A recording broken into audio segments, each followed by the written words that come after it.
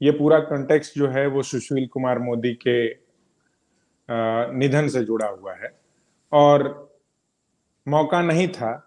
क्योंकि ऐन चुनाव से पहले भी हमें जानकारी है कि जिस तरीके से उन्हें लगातार परसू किया जा रहा था, या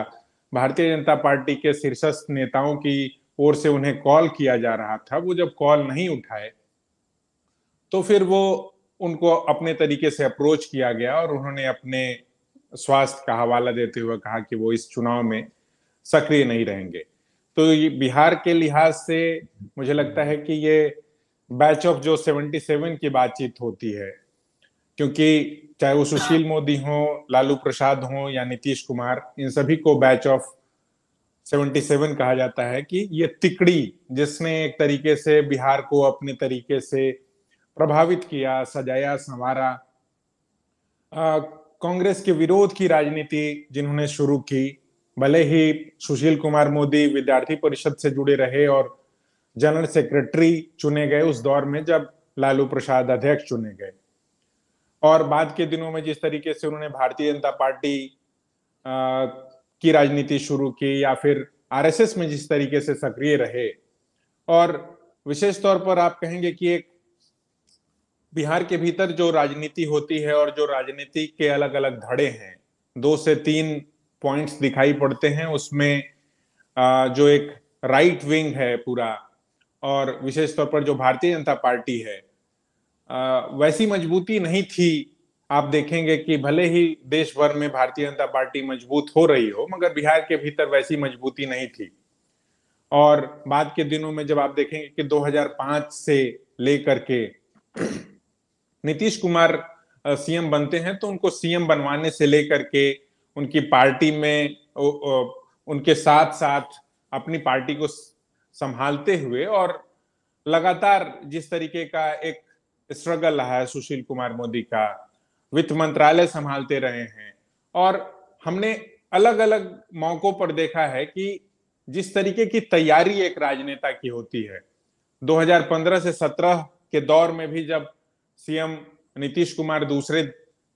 खेमे में चले गए थे या दूसरे धड़े के साथ चले गए थे, जिसमें लालू प्रसाद और सीएम नीतीश कुमार ने मिलकर के 2015 का विधानसभा चुनाव लड़ा था,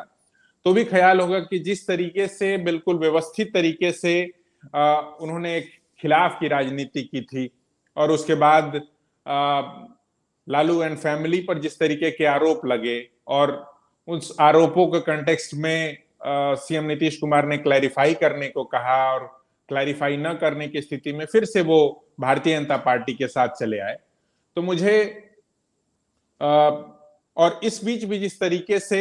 उनकी सक्रियता नहीं थी प्रदेश की राजनीति में, आपको ख्याल होगा कि साल 2022 में भी एक कंटेक्स्ट आया जिसमें नीतीश कुमार फिर से राष्ट्रीय जनता दल के साथ चले गए थे। तब बहुतों ने इस तरीके की बात की थी कि क्या यदि ऐसा होता, यदि सुशील कुमार मोदी बिहार की राजनीति में उस तरीके से प्रासंगिक होते या उस तरीके से सक्रिय होते जिस तरीके से वो रहते रहे। तब भी मैंने एक कहानी जो है अलग अलग प्लेटफॉर्म्स के लिए की थी कि क्या सुशील कुमार मोदी की अनुपस्थिति जो है एक बड़ा कारण बनी, एक बड़ा कारक बनी कि जिस तरीके से सीएम नीतीश कुमार फिर से उधर आ गए। क्योंकि एक संवाद स्थापित करने की जो पूरी कला थी, या फिर कहें कि जो बैच ऑफ 77 का जो एक जो है जिस तरीके से वो सॉफ्ट स्पोकन थे,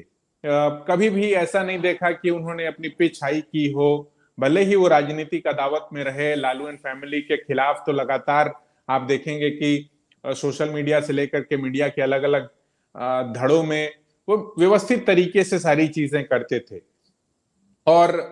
बैच ऑफ 77 का मतलब स्वास्थ्य, ऐसे समय में हम जब आप बात कर रहे हैं, कल प्रधानमंत्री नरेंद्र मोदी का पटना में रोड शो था, और किसी भी प्रधानमंत्री के लिए पहला रोड शो था बिहार के भीतर, और उस रोड शो में सुशील कुमार मोदी का ना होना बहुतों को खला। लेकिन बात यह है कि न सिर्फ बैच ऑफ 77 में जैसे लालू प्रसाद अस्वस्थ चल रहे हैं, सीएम नीतीश कुमार के अस्वस्थ होने की बात अलग अलग तरीके से मीडिया के अलग अलग धड़ों में या फिर जो कॉन्फिडेंशियल सोर्सेस में भी चल रही है। और ऐसे मौके पर अपने स्वास्थ्य का जो बेहद ख्याल रखने वाले एक राजनेता के तौर पर शुमार किया जाता रहा हमेशा से सुशील कुमार मोदी को। मगर उनको जिस तरीके से कैंसर डिटेक्ट हुआ और उसके बाद से आपने भी जिक्र किया कि किस तरीके से तेज प्रताप यादव, हालांकि वो मुखर विरोधी रहे बहुत अलग अलग मौके पर, या फिर उनके परिवार के भी अलग अलग लोग सुशील कुमार मोदी का जिस तरीके से विरोध करते रहे हैं राजनीतिक तौर पर, तो वैसे में वो उनका कुशल क्षेम पूछने पहुंचे। इस बीच भी तेजस्वी यादव से लगाए तमाम बड़े राजनेताओं ने जो उनके खिलाफ की राजनीति करते रहे हैं,